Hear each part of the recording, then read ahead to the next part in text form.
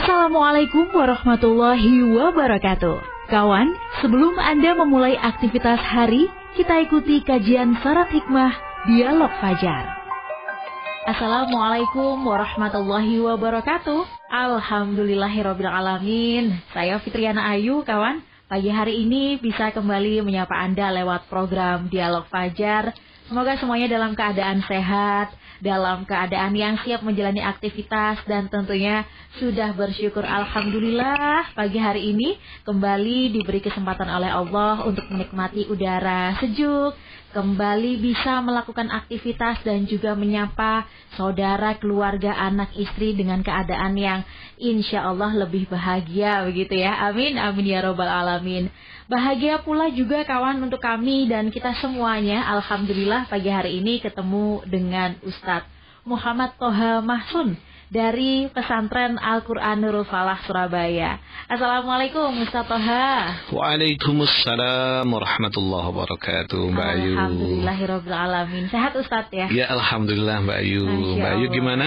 Alhamdulillah juga ikutan sehat Ustadz. Sudah menyapa bahagia ya? Iya insya Allah. Katanya begitu ya Ustadz. Iya Alhamdulillah ya. Semoga kebahagiaannya ini bisa tersalurkan pada semuanya begitu. Apalagi ya, benar Mbak Ayu. Ini kan sudah memasuki bulan Agustus yang ini bulan Agustus katanya bulannya Indonesia ya.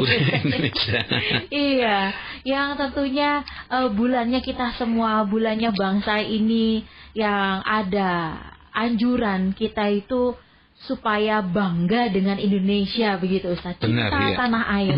Nah, kalau dalam konteks Islam sendiri itu Ustaz Toha, bangga ataupun cinta tanah air ini yang seperti apa sih Ustadz? Apakah harus mencium tanahnya atau harus apa lagi begitu Ustadz? Apakah kegiatan-kegiatan yang kita lakukan sehari-hari ini sudah bisa disebut cinta tanah air? Monggo selengkapnya bersama Ustadz Muhammad Toha Mahsun. Assalamualaikum warahmatullahi wabarakatuh. Waalaikumsalam warahmatullahi wabarakatuh. Alhamdulillahi rabbil alamin. Wassalatu wassalamu ala asrafil anbiya'i wal mursalin Sayyidina wa maulana Muhammadin wa ala alihi wa ashabi ajma'in, amma ba'du. Kawan, alhamdulillah pagi hari ini kita bisa menyapa Mbak Ayu dan kawan-kawan semua tentunya dalam keadaan mudah-mudahan lebih bahagia daripada kemarin ya. Insyaallah. Kawan, hubbul waton, cinta tanah air. Mbak Ayu tadi membuat ilustrasi harus mencium tanah ya dan meminum air. Iya, itu. Semua kita renungkan satu tema yang cukup menarik di bulan yang asik ya, yaitu tentang cinta kita pada tanah air, yang dalam berbagai penyampaian dianggap sebagai sebagian dari iman. Cinta tanah air sebagian dari iman. Tentu ini bukan sekedar ungkapan Mbak Ayu, melainkan memiliki dasar yang kuat dalam Islam. Apa sih cinta tanah air itu? Dalam bahasa Arab namanya dinamakan hubbul waton. Hubbul waton itu adalah hubbu, cinta, waton itu tanah air. Cinta tanah air adalah perasaan bangga dan kasih sayang terhadap tanah kelahirannya dan negara tempat kita tinggal. Buminya bumi Indonesia, tanahnya tanah Indonesia, airnya pun juga air Indonesia.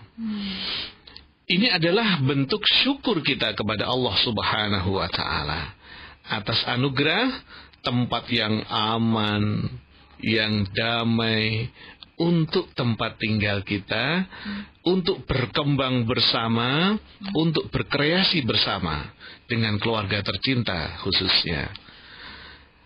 Kawan, itu adalah cinta tanah air. Jadi bukan merasa cinta terus akhirnya tanahnya diambil, dicium-cium, bukan ya. Rasa bangga dengan tanah kelahirannya. Tanah kelahirannya ini, rasa senang, rasa memiliki. Sebagai apa? Cinta ini bentuk syukur atas karunia Allah yang diberikan kepada kita.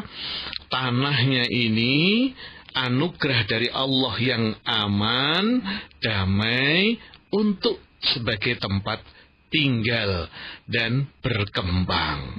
Berkembang dari segi apa saja? Di pekerjaan berkembang, di pendidikan berkembang, di keluarga terus berkembang. Nah, inilah cinta tanah air. Mengapa demikian, kawan?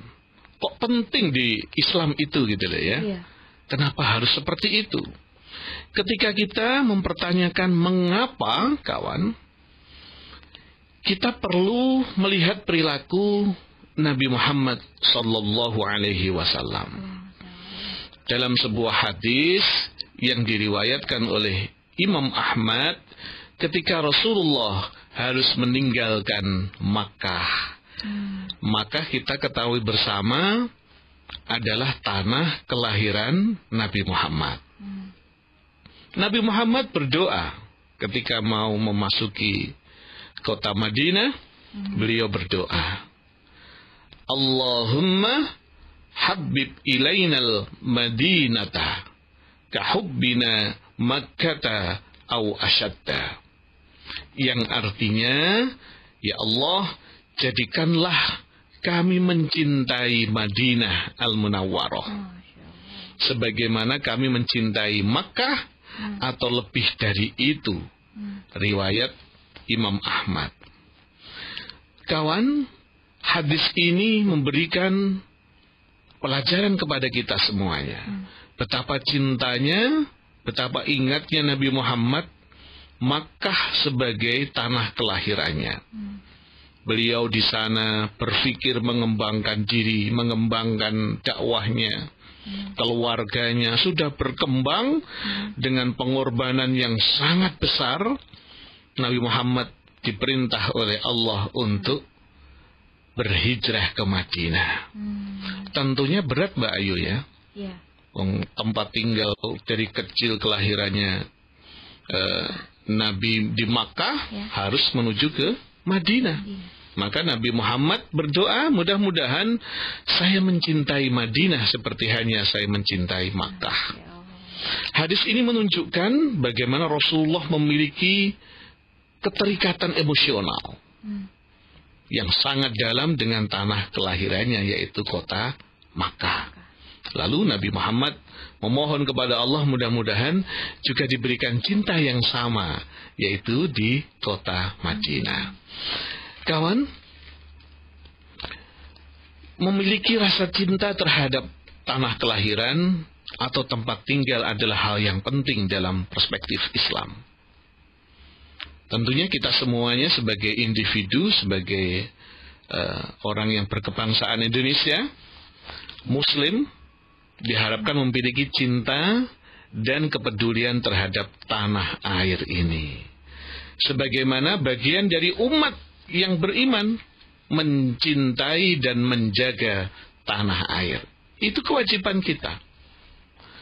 Bagaimana caranya, kawan, kita mencintai tanah air ini?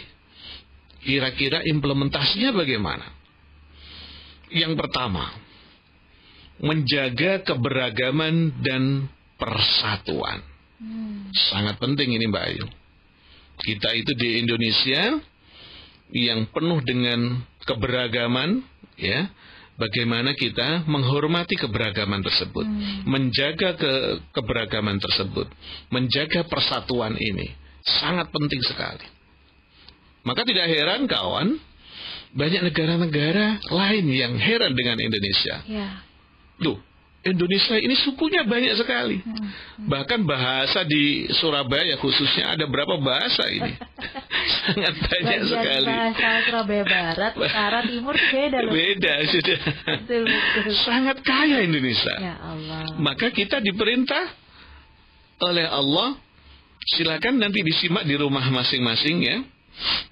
Di Al-Quran yang artinya, hai manusia, sesungguhnya kami menciptakan kamu dan seorang laki-laki dan seorang perempuan, dan menjadikan kamu berbangsa-bangsa dan bersuku-suku, supaya kamu saling mengenal.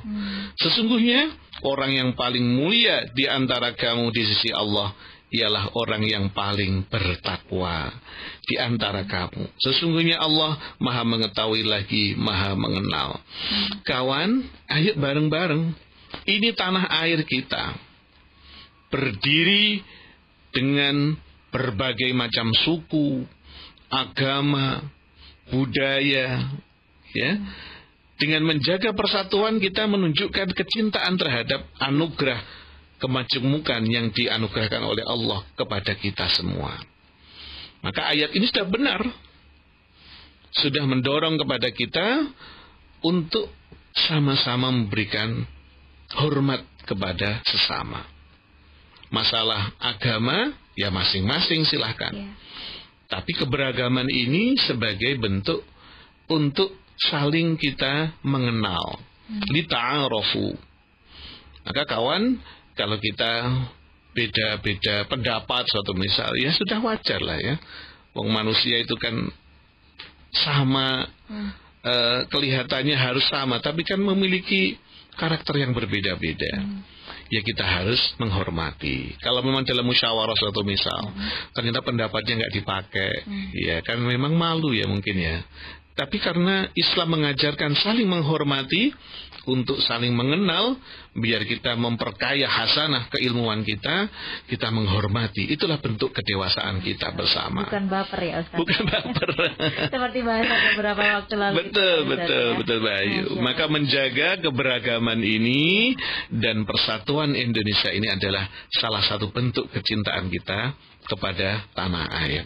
Ngapunten Ustaz, kalau misalkan ada yang Ustaz, menjadi kompor atau pemicu kita ini tidak bersatu, berarti apakah dia ini tidak cinta tanah air, Ustaz Toha? Iya, itulah yang harus kita sikapi bersama, kawan. Maka benar yang disampaikan oleh Suara Surabaya Media ya, kapan hari sebelum share disaring dulu, ya. Apakah benar sih ini seperti apa informasi ini? Jangan-jangan ini kompor ini. Ya. Sebagai wujud dia tidak cinta dengan tanah air kita. Wong dia mau menghancurkan dari persatuan itu. Maka kawan hati-hati sekali. Nah, di tengah-tengah kita tentu banyak seperti itu. Kita harus pandai memilah dan memilih. Oh ini baik. Oh ini adalah motivasi nih. Oh ini ternyata tidak benar ini, malah justru menjatuhkan, memecah belah persatuan. Jangan diikuti. Ya sudah, biarkan saja dia berpendapat demikian Mbak Ayu ya. Jangan malah kita kalau musuhi malah nanti kita yang kena malah nih ya. Ya sudah, itu pendapat dia. Masalah dia menjadi provokator atau kompornya dalam Indonesia ini ya, didoakan mudah-mudahan segera bertaubat gitu Mbak Ayu ya. Amin, gitu. Tiap pagi kita di pesantren itu berdoa Mbak Ayu, mudah-mudahan kawan-kawan yang masih belum mendapatkan hidayah, terus kita berdoa tiap pagi di pesantren itu. Ayo kawan, ini yang disampaikan Mbak Ayu benar sekali ya.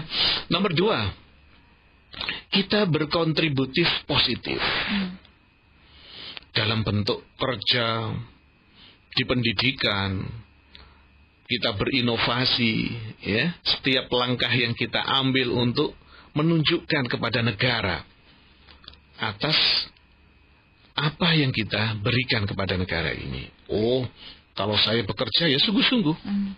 Kalau saya menjadi mahasiswa ya sungguh-sungguh. Saya sebagai santri, sebagai pelajar sungguh-sungguh. Ya, ini bentuk kecintaan kita kepada negara. Apa yang kita sumbang kepada negara ini? Apa yang kita berikan nanti? Kontribusi positif kepada negara ini. Jangan malah gandoli itu tadi Mbak Ayu ya. Sudah nggak memberikan sumbangan yang positif, malah gandoli itu bahasa Jawa ya. Kalau bahasa Indonesia malah menarik, malah orang maju nggak boleh. Orang yang berkreasi inovatif malah digembosi itu malah dipesimisi lah ya. dipesimisi. Jangan seperti itu kawan. Kita terus berkontribusi untuk positif. Hal-hal yang positif jangan pernah kita bosan. Artinya jangan pernah bosan menjadi orang yang baik. Termasuk mendengarkan dialog fajar setiap hari. Benar ya, benar. Mudah-mudahan kreasinya terus muncul ya. Wong Al-Quran gak ada habisnya kalau kita bincangkan hadisnya Nabi. Betul. Yang ketiga, yang terakhir yang kita sampaikan di pagi hari ini, Mbak Ayu, melestarikan lingkungan Allah. Ya, ini sangat penting. Ya, terkecil jangan buang sampah dong di selokan. Kita yang diterima kasih Bapak-bapak yang dari Pemkot Surabaya khususnya sudah bagaimana menata kota sedemikian rupa. Namun kalau warganya nggak bisa menjaga kelestarian ini, ya jadinya ya sia-sia ya. Sudah gorong-gorongnya dibangun dengan baik, tapi sampahnya menumpuk. Suatu misal begitu. Itu padahal Al-Quran banget kalau kita menjaga itu. Silakan dilihat surat Al-Qasas ayat 77. Allah berfirman yang artinya, dan carilah pada apa yang telah dianugerahkan Allah kepadamu, kebahagiaan negeri akhirat. Dan janganlah kamu melupakan kebahagiaanmu dan kenikmatan duniawi. Ayat ini mengingatkan kita, Mbak Ayu, untuk tidak melupakan menjaga dunia kita, menjaga Indonesia kita, termasuk aspek cinta terhadap tanah air.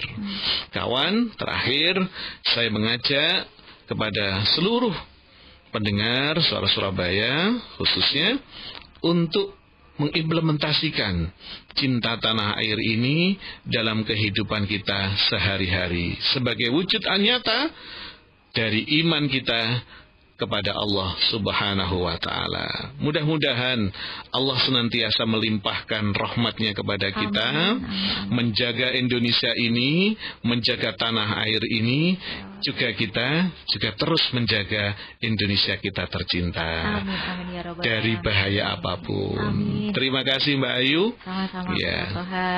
Mudah-mudahan bermanfaat. Cinta tanah air itu juga sebagian dari iman gitu. Iya, benar. Mari kita satukan hati juga kawan ya, terus menjaga, merawat, membangun negeri ini dengan ilmu dan akhlak. Dan tentunya semangat kebersamaan. Karena Indonesia bukan hanya tumpah darah saja, tapi juga bisa menjadi ladang amal kita di jalan Allah Subhanahu wa Ta'ala. Semoga bermanfaat dan kita tutup dengan doa kafaratul majlis. Subhanakallahumma wa bihamdika nasyhadu an la ilaha illa anta nastaghfiruka wa natubu ilaik. Saya Fitriana Ayu dan juga Ustadz Muhammad Toha Mahsun pamit. Wassalamualaikum warahmatullahi wabarakatuh. Waalaikumsalam warahmatullahi wabarakatuh. Program Dialog Fajar yang baru Anda simak kerjasama Suara Surabaya dan Pesantren Al-Quran Nurul Falah Surabaya, lembaga dakwah yang amanah, profesional, dan berbasis Al-Quran. Pesantren Al-Quran Nurul Falah mencetak guru dan hafiz Al-Quran metode tilawati. Informasi dan berikan donasi terbaik hubungi 0822 2759 9920 atau www.nurulfalah.or.id.